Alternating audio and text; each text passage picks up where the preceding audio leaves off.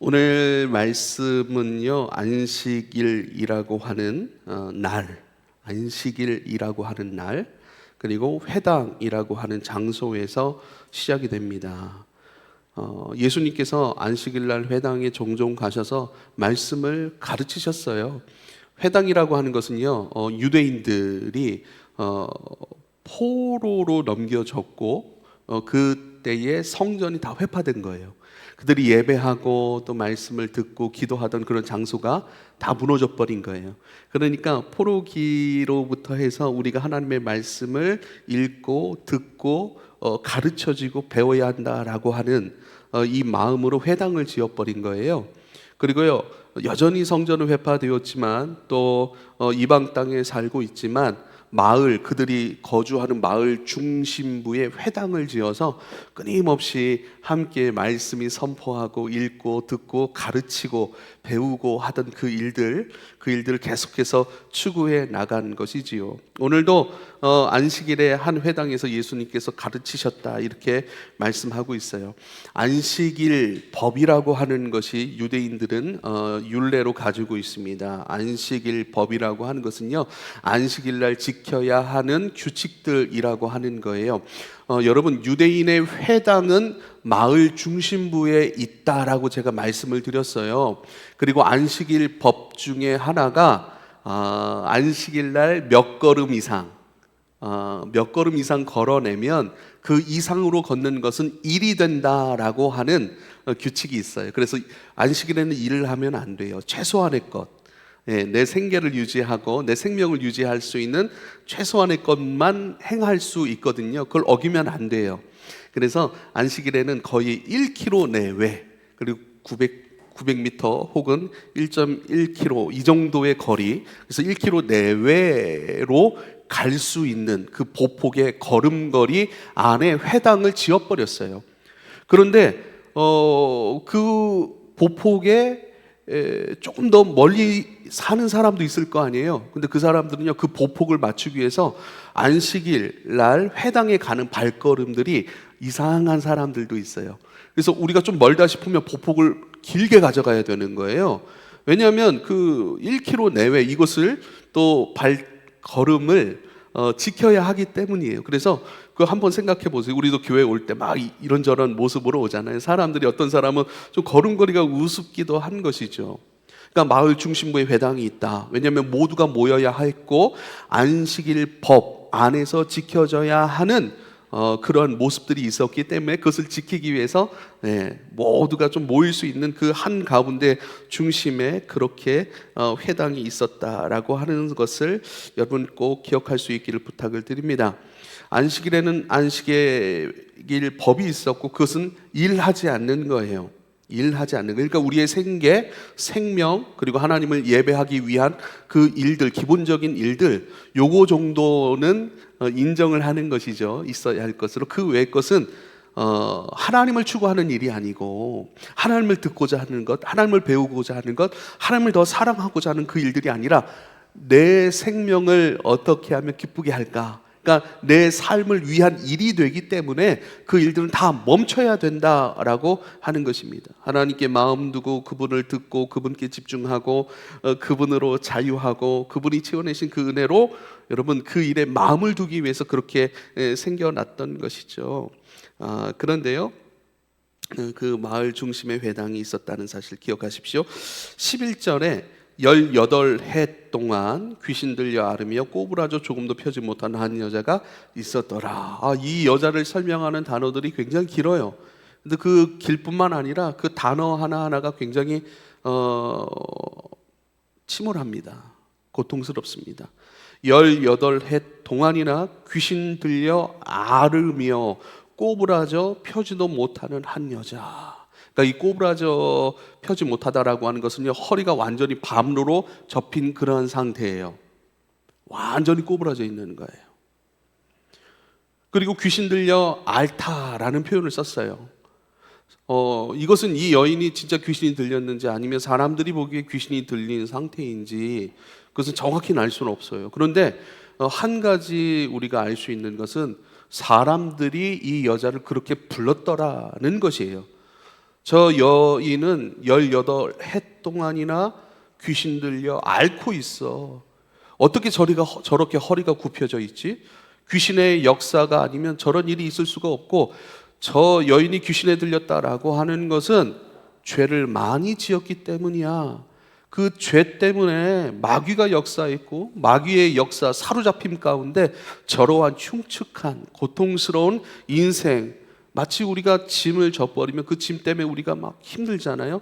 그러한 인생이 가져야 될 모든 고통스러움, 아픔, 슬픔, 그렇죠? 이 모든 것을 우리도 다 겪고 있습니다. 직접으로 겪던 간접으로 겪던 그 사람들은 그 고통을 인식하고 있는데, 그 고통이 어디로부터 왔는가? 마귀로부터 왔다라고 얘기를 하고, 왜 마귀로부터 왔는가? 저 여인이 죄를 많이 지었다라고 하는 판단과 정죄 속에서 어쩌면 그의 육체의 고통보다는 사람들이 이렇게 판단하고 정죄하고 오해하고 왜곡했던 그것으로 말미암아 그의 마음이 점점 더 힘들고 어렵고 꼬부라져 있는 그런 상태가 아닌가, 우린 말씀을 통해 좀 그렇게 유추해 볼 수 있습니다.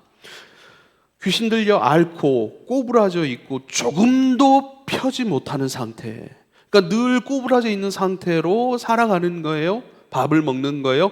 꼬부라져 있기 때문에 그 안에 있는 모든 장기들이 늘 이렇게 꽉 메어져 있는 상태이죠. 뭘 먹어도 소화를 잘 시킬 수 없는 상태이고, 외관적으로 그렇게 좋지 않은 모습이기 때문에 많은 사람들로부터 어떤 수치의 마음들, 이런 것들을 이 여인이 늘 안고 살아갔던 것이 아닌가 하는 것, 조금 더 펴지 못하는 한 여자, 이렇게 있습니다. 여러분 18해를 기억하실 수 있길 바랍니다. 같은 누가복음 13장 4절에는요 또 18이라는 숫자가 나와요. 실로암에서 망대가 무너져, 실로암이라는 지역에서 망대가 무너졌대요. 망대는 높이 솟은 탑 같은 것인데, 그곳에 올라가서 뭔가를 관찰하고 뭔가를 감시하고, 또 수로, 이런 것들도 우리가 다 있잖아요. 수로가 잘 되고 있는가, 혹은 적군이 오고 있는가, 그런 큰 망대라고요. 그 실로암 지역에 있는 망대가 무너져 버린 거예요. 그리고 그 무너진 것 때문에 그 길을 가던 사람들이 거기서 죽어버린 거예요. 깔려서. 그 숫자가 18이에요. 망대가 무너져 치워 죽은 18사람이 예수님 말씀하신 거예요. 예루살렘에 거한 다른 모든 사람보다 죄가 더 있는 줄 아느냐 그래요. 우리는 이 말씀을 통해서 18해 그것에 대한 의미를 우리는 알 수 있어요. 많은 사람들이 우연찮게 길을 가다가 망대가 무너져 버려가지고 거기에 치여서 죽어버린 거예요. 사람들이 뭐라고 생각했는가? 저 사람들은 어쩔 수 없는 사고를 당한 것이 아니라 죄를 많이 지었기 때문에, 그 죄 때문에 하나님께서 심판하시는 거야.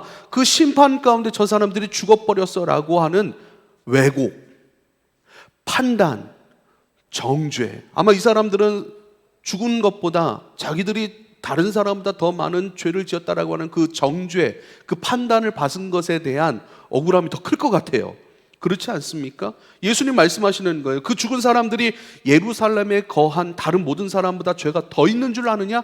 너희들 그들이 죄가 많아서 그런 사고를 당했다고 생각하지? 너희들보다 더 많은 죄를 지었다고 생각하지? 다른 모든 사람들보다 더 많은 죄를 지어서 저렇게 죽었다고 생각하지? 그거 아니야. 우린 다 하나님 앞에 죄인이야. 우린 다 회복해야 될 사람들이야. 하나님은 회복으로 우리를 붙들고 우리를 찾아오시고 우리 가운데 일하시는 분이신데, 그 회복의 하나님을 외면하고 나는 고쳐질 부분이 없습니다, 나는 의롭습니다 라고 하는 자기의, 오히려 그것이 왜곡된 것이죠.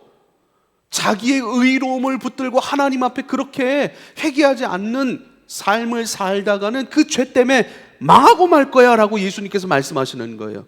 두 가지겠죠. 판단과 정죄를 그치라. 그들이 죄가 더 많아서 그런 사고를 당했겠느냐? 너희들 그렇게 생각하는데 그거 멈춰라. 그렇다면 너희 자신을 돌아보라. 너희는 그들보다 죄가 없다라고 생각하고 있느냐? 그게 죄다 라고 주님께서 말씀하신 것이죠. 똑같이 18해입니다. 오해와 왜곡의 숫자입니다. 판단과 정죄의 숫자입니다. 애통의 숫자이고 무관심의 숫자이고, 그 여인이 18해 동안 그러한 어려움과 고통 속에 있었지만 아무도 그를 돌아보지 않습니다. 그를 오히려 정죄합니다. 귀신 들려 앓는 여자, 죄 많은 여자, 죄로 말미암아 저렇게 삶이 꼬부라져 전혀 정상적인 삶을 펼칠 수 없는 악한 여자, 아무에도 찾아가지 않는 여자, 그 여인이 예수님을 만나기에 회당으로 걸어 나오는 것입니다. 12절에 예수께서 보시고 불러 이르시되 여자여, 그래요, 네가 네 병에서 놓였다. 먼저 놓인 것을 선포하세요. 먼저 놓였다라고 말씀하세요. 여자여 라는 표현이 참 중요합니다. 귀나이라는 단어를 사용해요. 귀나이, 여자여, 여인이여, 이런 표현이거든요. 이것은 예수님께서 당신의 어머니 성모 마리아에게 호칭을 쓰신 그 단어이기도 합니다. 여자여, 여인이여, 이렇게 부른 거예요. 똑같이 이 귀나이라고 하는 단어는요, 이제 나이 많으신 여자분들을 부르는 존칭에서 부르는 그런 단어거든요. 여러분 11절에 사람들의 호칭은요, 18해 동안이나 귀신 들려 앓고 꼬부라져 조금도 펴지 못하는 여자, 병든 여자, 조금도 펴지 못하는 여자, 죄인 여자, 귀신 들려 늘 앓는 여자, 귀신에게 매여 귀신의 다스림 속에 고통하는 여자, 그게 호칭이에요. 예수님은 그렇게 부르지 않습니다. 귀나이, 여자여, 여인이여, 존중하고 높이고. 예수님은 진리이시죠. 진리이신 예수님께서 이 여인의 정체가 귀신 들려 앓고 꼬부라지고 죄 많아 정죄받아 그런 인생을 살아가는 존재가 아니라, 왜곡된 시선이 아니라 하나님께서 그를 바라보고 계신 그 시선 그대로를 말씀하세요. 너는 하나님 앞에 귀한 존재야. 하나님이 사랑하시는 딸이야. 여자여, 병에서 놓였다. 이렇게 얘기를 합니다. 그리고요, 그렇게 선포하시고요, 예수님께서 그에게 다가가세요. 13절, 안수하시니 여자가 곧 펴고, 그래요. 안수하셨다라고 하는 그 단어는 복수로 쓰였거든요. 그래서 한 손으로 안수하신 것이 아니라 두 손으로 안수하신 거예요. 두 손으로 안아주신 거예요. 그리고 허리가 꼬부라져 있는 상태의 여인에게 다가가셨기 때문에 예수님은요, 그를 보시고 만지시고 말씀해 주시기 위하여 예수님도 어떻게 해요? 허리를 많이 굽히셨을 거예요. 예수님은 우리의 모든 것들을 체휼하시는 분이세요. 그냥 말씀 한마디로 고쳐내시는 분이 아니라 예수님의 모든 삶의 발자취와 당하신 고난들, 외면들, 받으셨던 정죄와 왜곡된 모든 것들을 보십시오. 예수님께서는요, 우리를 동정치 못하실 리가 아니에요. 우리를 잘 아시는 분이세요. 우리의 모든 죄까지도 다 끌어안으시는 예수 그리스도. 그래서 내가 이 땅에 온 것은 섬김을 받으려 하는 것이 아니라 오히려 섬기러 왔고, 그 섬김의 내용은 많은 사람들을 위하여 나를 대속물로 내어주기 위한, 많은 사람들의 죄, 그것을 해결하기 위해 내 목숨을 대속물로 내어주려고 나는 이 땅에 왔어라고 이 땅에 오신 목적을 분명히 우리에게 말씀해 주셨어요. 할렐루야. 예수님은 우리를 섬기시기 위하여 자신의 목숨을, 생명을 대속물로 내어주심, 그 생명의 섬김, 생명의 수고를 다하시기 위하여 우리 가운데 오신 줄 믿으실 수 있기를 바랍니다.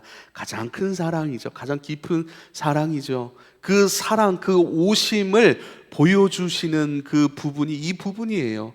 한 손이 아니에요. 어떤 큰 권위로 내가 널 고쳤어라고 하는 것이 아니라 주님께서 우리의 마음을 아세요. 그 마음을 끌어안으시는 거예요. 18해 동안 외면받고 정죄받고 왜곡된 인생이라, 죄 많은 인생이라, 귀신 들린 인생이라, 그렇게 늘 무거운 말들과 마음들과 육체의 고통 속에 사로잡힌 여인에게 오셔서 똑같이 굽은 마음으로, 굽은 몸으로 그를 안수하시고 끌어안으시는 우리 주님이신 것을 여러분 믿으실 수 있길 바랍니다. 그렇게 체휼하시고 모든 것을 몸소 우리의 것을 끌어안으시고 그렇게 그 낮은 자의 모습으로 허리를 굽혀 안으신 그 주님을 나의 주님으로 받아들일 때 우린 비로소 겸손이라고 하는 것들을 입어갈 수 있습니다. 왜요? 왕신 주님께서 겸손의 모습으로, 우리와 같은 모습으로, 우리와 같은 고통으로 우리를 찾아오시고 우리를 섬겨주셨기 때문에 그 주님을 배우고 알고 믿고 받아들일수록 우린 그 주님 안에서 겸손한 사람으로 점점 배워지고, 겸손한 사람으로 겸손의 옷을 입게 되는 줄 믿으실 수 있길 바랍니다. 놓였다. 네가 병에서 놓였다. 너를 누르고 있었던 그 마음들, 그 왜곡된 시선으로 바라보는 그 시선에 의한 폭력들, 아픔들, 그것도 너의 마음이 이제 놓였다. 너의 몸이 왜 그렇게 됐는지 너도 잘 모르고 알 수 없는 고통 가운데 18해 동안이나 외면받던 그 육체의 모든 것들이 놓였다. 너는 자유자야 라고 말씀하고 있는 거예요. 여인이여 귀나이 사랑한 자여 놓였다. 요한복음 1장 13절에 이렇게 말씀하세요. 혈통으로나 육정으로나 사람의 뜻으로 나지 아니하고, 그래요. 혈통으로나 육정으로나 사람의 뜻으로 나지 아니하고 오직 하나님으로부터 난 자들이니라. 예수님께서 선포하시는 거예요. 넌 하나님의 자녀야. 우리 혈통도 마찬가지죠. 유전적인 부분, 육정도 마찬가지고요. 사람의 뜻으로 나지 아니하고, 사람은 어떤 뜻을 세웁니까? 우리가 하나님 안에서 바르게 뜻을 세워나갈 수 있길 바랍니다. 할렐루야. 사람이 하나님의 율법을 가지고 오히려 사람을 정죄해요. 그 율법을 가지고 사람을 매어버려요. 잘못된 인생이라, 마귀의 인생이라, 하나님의 자녀가 아니라 마귀의 하수로서 그 고통 가운데 있는 여자라. 아니야 귀나이, 당신은 존귀한 여인입니다. 당신은 하나님으로부터 난 사람입니다. 할렐루야. 14절에 회당장이 예수께서 안식일에 병 고치는 것을 분내어 무리에게 이르되 일할 날이 엿새가 있을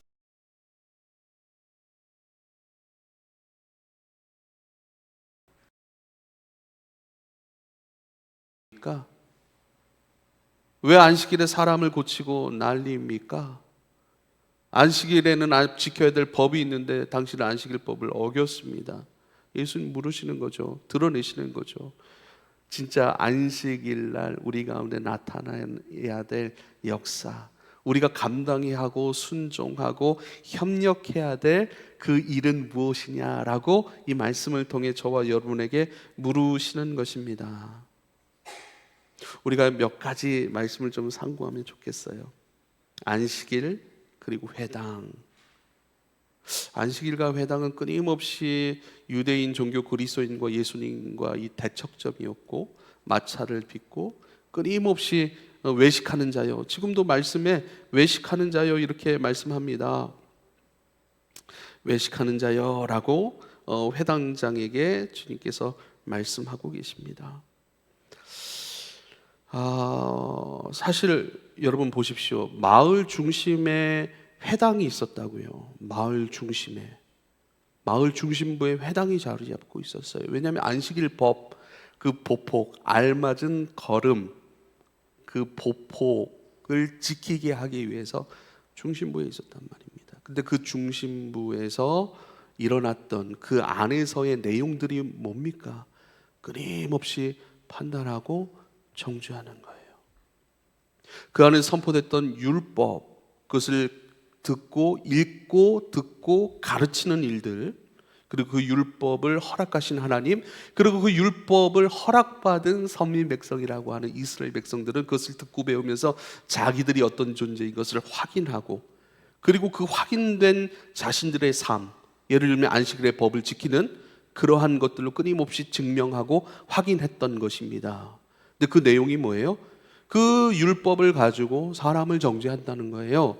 그 율법을 가지고 오히려 생명의 역사를 방해하고, 오히려 그 생명의 역사의 주인이신 안식일의 주인이 예수 그리스도 당신이라고 말씀하지 않았습니까?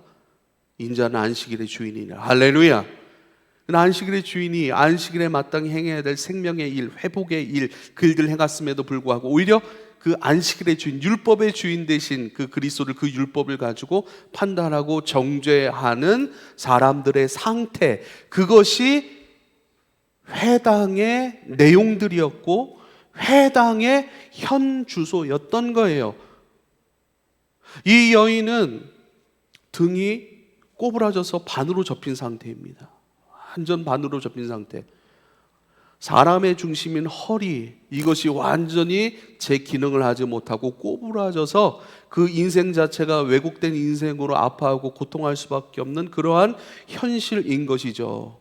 그 여인의 삶을 통해서 예수님께서 말씀하시고자 하시는 것이 뭐냐면, 이 회당으로서 마을 중심, 유대인이 모여 살고 있는 그 중심부에 있던 이 회당의 역할은 안식일을 지키는 것 맞아. 바로 안식일에 주신 예수 그리스도 그분께서 행하시는 생명과 회복의 일이 끊임없이 나타나고 그것이 흘러가고, 그 일 가운데 함께 마음을 모으고 함께 섬겨가고 함께 그 일을 위하여 말씀 앞으로, 하나님 앞으로, 안식일의 주인 대신 예수 그리스도 앞으로 달려나와야 되는 그 일들이 우리 가운데 나타나야 되고 실행되어져야 해. 이것을 말씀하고 계시는 거예요. 왜 안식일인데 안식일의 역사가 나타나지 못하게 하고, 그 나타났던 그 모든 일들을 오히려 너희는 왜 판단하고 정죄하고 있느냐? 그 일에 동의하고 감사하고 기뻐하고 그 일을 통해 함께 하나님 앞에 영광 돌려야 될 너희들은 오히려 그 율법의 매임으로 말미암아 지금 생명의 역사, 회복, 이것을 부정하고 있고, 이것을 통하여 나를 죽이려고 하고 나를 고발하려 하고 이 안식일의 주인인 나를 부정하고 있어 라고 하는 것을 드러내신 것입니다. 여러분, 율법의 정의는 뭡니까? 율법의 정의, 율법의 용도는 뭡니까? 율법의 정의는요, 마태복음의 말씀이에요. 선생님, 율법 중에 어느 계명이 크니까? 예수께서 이르시되 내 마음을 다하고 목숨을 다하고 뜻을 다하여 주 너희 하나님을 사랑하라 하셨으니 이것이 크고 첫째 되는 계명이요 둘째도 그와 같으니 내 이웃을 내 자신과 같이 사랑하라. 율법의 정의는요, 하나님 사랑, 나 사랑, 이웃 사랑이에요. 할렐루야. 율법은요 뭐예요? 하나님 사랑, 나 사랑, 이웃 사랑이라고요. 율법의 기능은 뭡니까? 로마서 3장 20절입니다. 율법의 행위로 그의 앞에 의롭다 하심을 얻을 육체가 없나니 율법으로는 죄를 깨달음이구나. 율법이 내 앞에 딱 있어버려요. 율법이라고 하는 거울을 통해 나를 진짜 보는 거예요. 아, 내가 하나님 앞에 감히 설 수 없는 존재, 내 스스로 의롭다라고 여길 만한 몇 가지의 것을 붙들고 난 그렇게 나를 인정했지. 근데 나는 의로운 자가 아니네. 나는 죄인이네. 율법을 통해서 나는 죄인이라고 하는 사실을 깨닫는 거예요. 내가 죄인임을 깨닫기 시작하니 어떻게 해요? 이 죄를 해결하기 위한 오직 유일한 방법, 오직 유일한 은혜이신 그리스도께로 나아가게 하는 역할, 그게 율법이라고요. 율법은 진리가 아니에요. 진리이신 그리스도께로 우리를 안내하는 안내자 역할입니다. 율법은 구원이 아니에요. 구원자 대신 그리스도께로 우리를 친절하게 안내해주는 선생님입니다. 할렐루야. 진단하는 거예요. 너 이런 죄가 있어, 이런 죄가 됐어. 하나님의 10계명 그리고 모세 613가지 이 모든 것 가운데 너는 90%가 아주 그냥 죄에 물들어 버리네. 너 진단을 해주는 거예요. 자, 이제 예수님께로 가봐 그러는 거예요. 예수님이 그 죄를 사하시고 그 죄를 위해 고난당하시고 죽으시고 그 죄를 해결하시기 위해 십자가에 달려 죽으시고, 이젠 그 죄가 아니라 이제는 사랑을 위해, 그리스도 우리에게 허락하여 주신 비전을 위해 하나님의 형상대로 살아가는 신의 성품에 참여하여 그리스도께 영광 올려드리는 그 삶을 위해 너를 살게 하시기 위해 우리의 부활을, 생명을 허락해 주신 것입니다. 할렐루야. 지금 회당에서는 그 생명의 역사, 회복의 역사가 일어나야 되는 거예요. 자유케 되었고 그 자유케 된 그 삶을 이끄셨던 그리스도의 구원과 이제는 진짜 그 자유의 삶으로 승리케 하시는 성령의 역사, 그 역사, 생명의 역사, 이 생명의 샘이 되어야 되고 성전의 샘처럼 끊임없이 생명의 역사로 시작되어야 되는 에덴이 되어야 하는 곳이 바로 회당, 성전된 그 역할을 감당하는 그 곳이었지만 거기는 그냥 율법으로 정죄하는 일로 난무했던, 그 허리가 제 기능을 발휘하지 못하여 끊임없이 왜곡된 인생을 살아갈 수밖에 없는 약한 자의 모습처럼 회당이 그렇게 꼬부라져 있는 상태로, 도저히 펼 수 없는 상태로 하나님 사랑과 이웃 사랑 추구하지 못하고 오히려 끊임없이 제 기능으로 발휘하지 못하는 정죄와 판단, 왜곡의 산실이 된 것을 말씀하고 있는 것이고, 거기서 가르치셨다라고 하는 것은요, 거기서 치료하셨다, 곧 허리 굽은 여인을 펴셨다라고 하는 것은요, 내가 이 일을 위해 너에게 왔어라고 말씀하고 있다는 사실을 꼭 기억할 수 있기를 부탁을 드립니다. 사랑하는 여러분, 우리는 지금 예배하고 있습니다. 찬양하고 있습니다. 말씀 듣고 있습니다. 이 모든 것들은 방향과 목적을 분명히 가져야 합니다. 우리 찬송 가운데 감동하고 감격하고 눈물 쏟고, 그렇죠? 모든 집회 가운데 그렇게 할 수 있는 부분들이 많아요, 우리 모습들이. 근데 그게 목적이 아니라는 거예요. 신나게 뛸 수도 있죠. 감격할 수도 있죠. 엎드릴 수도 있죠. 펑펑 울 수도 있습니다. 근데 그건 그 자체로 목적을 가져서는 안 됩니다. 그건 그 자체로 목적이 아닙니다. 분명한 목적과 방향을 가져야 합니다. 그 눈물의 방향은 뭐죠? 항복이에요, 항복. 그리스도의 항복의 삶으로, 그리스도 사랑 앞에 난 고개를 들 수 없고, 그리스도 사랑 앞에 나는 온전히 항복하여 그 사랑 안에 내가 겸손히 주님을 섬기며 따라가겠습니다라고 하는 분명한 목적입니다. 할렐루야. 우리가 주님 앞에 막 감격하여 방방 뛰고 좀 찬양하면 좋겠어요. 할렐루야. 소리치고 크게 외치고 그 감격 가운데, 그 감격, 카타르시스적인 그 은혜, 그 감격, 감동, 그 기쁨 자체가 목적이 되어서는 안 됩니다. 아무것도 남지 않거든요. 길어봐야 2, 3일 정도 가는 어떤 감격의 기분밖에 되지 않거든요.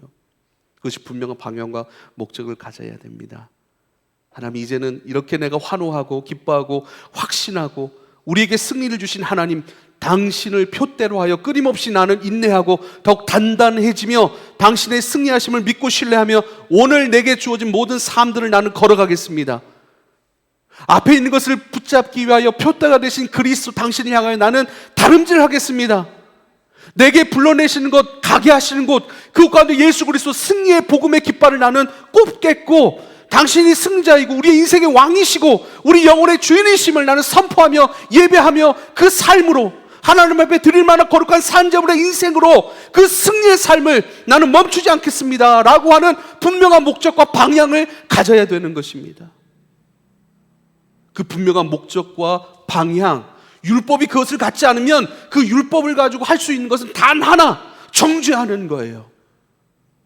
왜곡된 것으로 그를 침울하게 하고 넘어뜨리고 그 죄책 가운데 끊임없이 사로잡혀 살도록 하는 그 판단과 정죄로서의 기능밖에는 그 율법은 할 수 없는 거예요. 하나님 사랑, 이웃 사랑이라고 하는 그 생명과 회복에 의한 그 삶의 방향을 율법이 그것을 놓치고 있다면 그 율법 가지고는 정죄밖에는 할 수가 없고, 다른 사람을 판단하여 내 자신은 의롭다라고 하는 스스로의 합리화, 스스로의 죄책감을 어떻게 해요? 하나님의 은혜의 방법으로 해결하는 것이 아니라 내 행위로, 내 거짓의 것으로, 허영의 것으로 해결하는 방법밖에는 더 이상 되지 않는 것입니다. 호세아서 6장 6절에 이렇게 말씀하세요. 나는 인애를 원하고 제사를 원하지 아니하며 번제보다 하나님을 아는 것을 원하노라, 이렇게 말씀하세요. 나는 인애를 원한다. 인애는 자비라는 뜻이 있어요. 사랑함이라는 뜻이 있어요. 그러니까 하나님과의 생명의 관계, 깊은 신뢰의 관계 속에서 나타나고 베풀어지고 인정되고 찬송되는 사랑, 자비, 하나님과 깊은 사랑, 신뢰의 관계 속에서 나타나는 사랑, 자비, 용서, 품음, 안아줌, 인내, 이 모든 것이 인내라고 표현된 거예요. 난 그걸 원하지 라고 얘기를 하는 거예요. 제사를 원하지 않아, 제사 드리지 말라는 말씀이 아니에요. 지금 너희가 드린 그 제사를 나는 받을 수가 없어, 인정할 수가 없어 라고 얘기를 하는 거예요. 나의 생명의 관계 속에서 살지 아니하고 그 관계로부터 터져나오는 감격과 기쁨과 고백과 순종과 사랑함, 그게 아니지 않니? 마음 없는 예배, 형식만 남은 예배, 최상급의 제물로 나를 위해 드렸다고? 최상급의 제물, 가장 좋은 등급의 제물로 나에게 예배 드렸다 한들 너의 마음이 거기에 담겨 있지 않으니 난 이 예배를 받을 수가 없어. 얘들아, 제발 율법을 폐하는 게 아니에요. 율법을 폐하는 세상을 살고자 하는 게 아니에요. 율법은 가치 있는 거예요.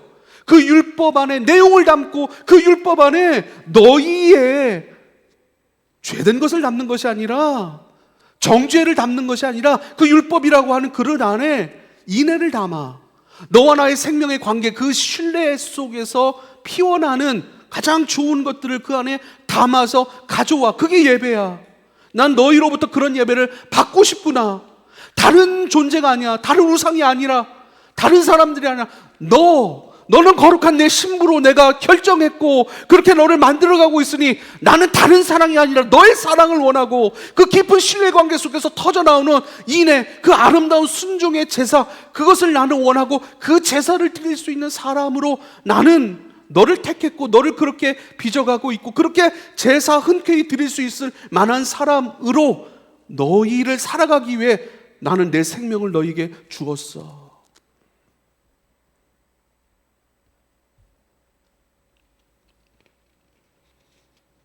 사랑하는 여러분, 이제는 우리 생각해야 될 부분이 있어요. 특별히 13절에 주님께서 말씀하신 안수하시는 여자가 곧 펴고 이렇게 말씀하세요. 곧 펴다. 이 펴다라고 하는 것의 의미는 사실 건축 용어입니다. 펴다라고 하는 것은요, 재건되다, 무너졌던 것들이 새롭게 세워지다. 18해 동안 왜곡되고 정죄받고 아파하고 그렇게 자신도 원치 않았던 마귀의 사로잡힘 속에 있었지만, 여자여 귀나이, 더 이상 마귀의 모든 무거운 짐으로부터 당신은 그렇게 짊어질 사람이 아니고 당신은 하나님의 사랑받는 자녀입니다. 귀나이. 그리고 이제 펴신 거예요. 당신의 인생은 이제 내 안에서 새롭게 재건될 겁니다. 건강해질 겁니다. 단단해질 겁니다. 제 위치를 찾고 그 규칙과 질서 가운데 그 기능을 발휘하여 꼿꼿이 서서, 올바로 서서 올바른 걸음걸이로 나에게 찾아올 것이고, 올바른 시선의 방향, 허리가 굽었으니 하늘을 볼 수가 없잖아요. 허리가 굽어졌으니 땅밖에는 볼 수 없는 당신의 인생, 이제 하늘을 볼 수 있고 하늘을 기도하고 하늘을 찬송하고 하늘을 예배할 수 있는 존귀한 자로 당신은 재건되었습니다. 당신의 인생은 이제는 자유자로 펴졌습니다 라고 선포하시는 거예요. 오늘 이 말씀을 왜 주셨어요? 여러분들이 18해 혹은 그 이상의 세월 동안 끊임없이 하나님 앞에 구부러져 있었던, 하나님 앞에 올바로 펴져 재건되고 단단해져서 하늘을 보고 하늘의 아버지께 감사하고 하늘 아버지께서 우리에게 행하신 모든 일들을 아멘으로 받아들일 수 있는, 그분께서 우리 가운데 은혜를 베푸셨고 하나님 나라를 허락해 주셨고 우리의 죄를 다 도말하셨음에도 불구하고 그것을 듣지 못하고 바라보지 못하고 소망하지 못하고 끊임없이 내 땅의 현실, 육체의 현실 가운데 닫아놓고 고부라져 그 기능을 행할 수 없는 그 생명과 회복, 안식의 사람으로서의 삶, 이미 우리 가운데 이루어졌지만, 우리 가운데 있지만 그 기능을 잃어버려 안식의 상태로 살지 아니하고 죽음의 상태로 살아갈 수밖에 없는 그 무엇이 무엇입니까? 어떤 생각입니까? 어떤 상처입니까? 어떤 육체의 내가 이 불편함이라고 생각하고 이것은 저주의 것이야, 정죄받아 내 인생이 이렇지라고 한탄하고 아파하고 조금 더 펼 수 없는 그런 위축된, 사로잡힌, 얽매인 그 부분이 뭐냐는 거예요. 어떤 생각이냐는 거예요. 어떤 상처냐는 거예요. 끊임없이 어떤 일들이 발생하면 발작 버튼이라고 얘기를 하죠. 그 발작 버튼이 눌릴 만한 그 일들이 일어나면 늘 그 부분이 일어나서 우리 마음을 상하게 해요. 조금도 펴서 주님께로 나아가지 못하게 하여 고질적으로 우리를 주님 앞에 굽어 그 기능을 살아가지 못하는, 생명과 회복의 기능 가운데 반응하지 못하게 하는 그 생각, 그 인식, 그 원인이 되는 어떤 일들, 어떤 관계들, 여전히 증오하고 아파하고 두려워하고 염려하고 벌벌 떠는 그 죽음의 것들, 사망의 것들, 그것이 뭐냐는 거예요. 근데 오늘 말씀을 통해 주님께서 뭐라고 말씀하세요? 혈통이 아니고 육정이 아니고 사람의 뜻도 아니야. 하나님께로부터 넌 났어. 새롭게 재건되는 인생으로 내 안에 들어왔으니 이제는 나를 먹고 마시고 나를 바라보고 내가 너를 부르는 그 음성을 듣고 내가 너를 위하고 바라보는 내 따뜻한 마음을 너가 느껴보고 내가 너에게 행하신 그 놀라운 그 일들을 듣고 알고 아멘하여 받아들이고 이제는 직립보행 당당하게 하나님의 아들로 서서 예배하고 당당히 그 길로 걸어가야지 라고 말씀하시는 거예요. 내가 주님 앞에 더욱더 전진하여 나아갈 수 없게 하거나 혹은 나아가는데 머뭇거리게 하거나 그런 모든 부분이 있다면 여러분 지혜와 계시의 영이신 성령께서 여러분의 마음의 눈을 여셔서 여러분을 하고 그것을 보게 하실 것을 여러분 축복합니다. 할렐루야. 보게 해달라고 또 인정하십시오. 기도하십시오. 그 불편한 걸 왜 계속 안고 삽니까? 털어버려야죠. 왜죠? 우린 분명한 방향과 목적이 있어요. 주님을 더 사랑하는 거예요. 주님을 더욱 사랑함 안에서 나를 귀히 여기는 거예요. 나 귀히 여김 안에서 진정한 이웃사랑이 시작이 되잖아요. 그 본질적 내용을 향하기 위하여 우리를 얽매이기 쉬운 죄, 무거운 죄 18해 동안 그 고통과 외면과 왜곡과 정죄와 판단의 숫자 18해 그 18해의 것들을 여러분 주님 앞에 내려놓으시길 바랍니다.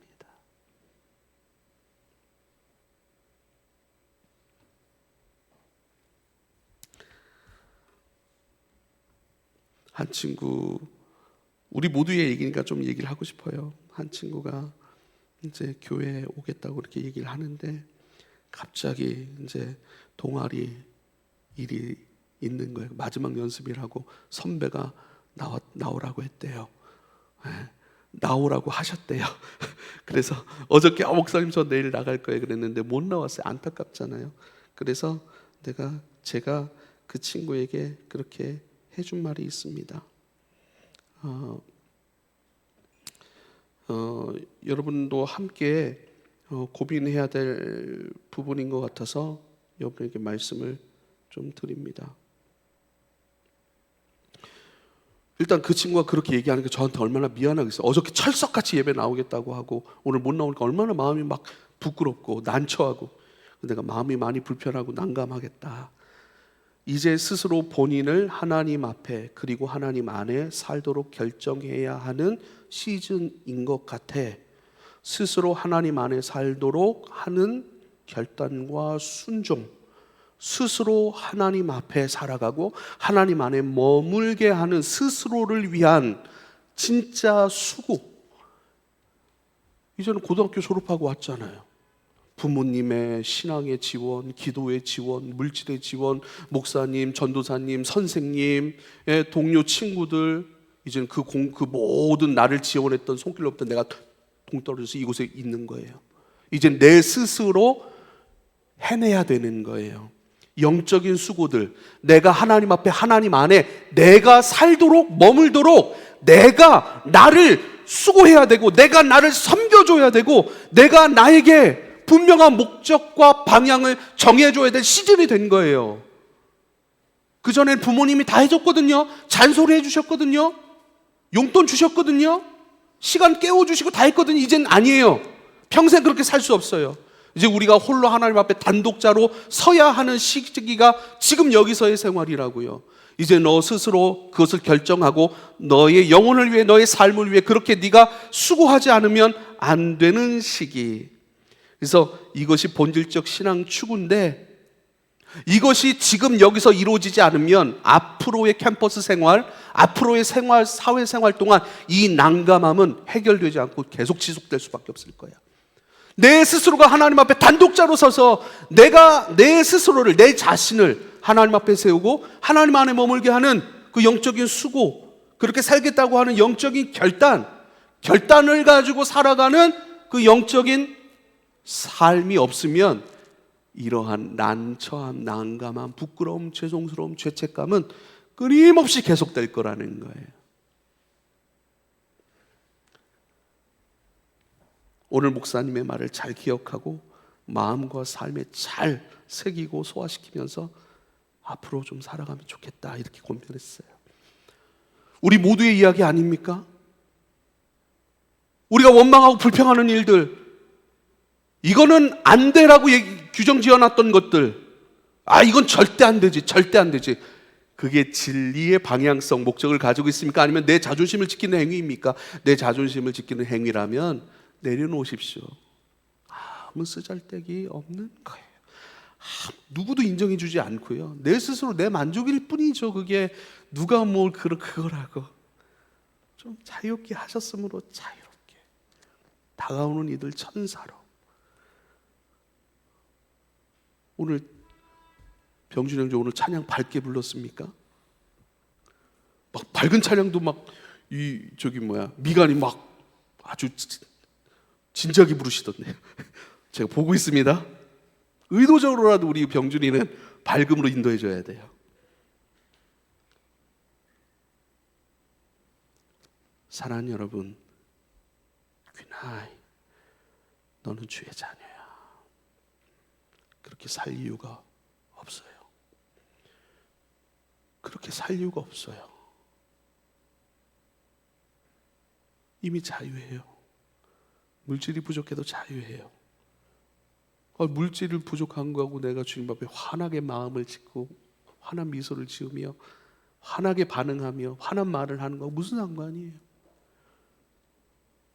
사랑하는 여러분, 축복합니다. 주님 앞에 이미 우리를 고치시고 새롭게 하신, 우리를 재건해 가시는, 우리를 단단히 해 가시는, 우리를 건축해 가시는 주님 앞에 기쁨으로 참여할 수 있기를 부탁을 드립니다. 기도하겠습니다. 네, 사랑하는 주여, 감사합니다. 하나님, 주님 주신 좋은 것들이 그 기능을 발휘하지 못하고 수년 동안 꼬부라져 있는 그런 부분들이 있습니까? 그러한 마음과 생각들, 우리 인생에 어떠한 부분이 있습니까? 이제는 주님 재건하신다, 단단히 건축해 가신다 하시는 그 은혜 가운데 우리가 이미 들어와 있으니 주님 기쁨으로 내어 맡기고 기쁨으로 주님 재건해 가시는 그 과정 가운데 예배함으로 말씀과 기도 가운데 또 우리 삶 가운데 넉넉히 참여할 수 있는 은혜를 허락하여 주십시오. 일 가운데 지혜와 계시는 성령 하나님, 우리의 마음의 눈을 여셔서 끊임없이 보게 하시고 인식하게 하시고 하나님 그것을 묻어두지 아니하고 그 빛 가운데 살아가고 반응하는 당신의 귀한 아이, 사랑스러운 주님의 아들과 딸들이 되게 하소서. 예수님의 이름으로 기도하옵나이다. 아멘.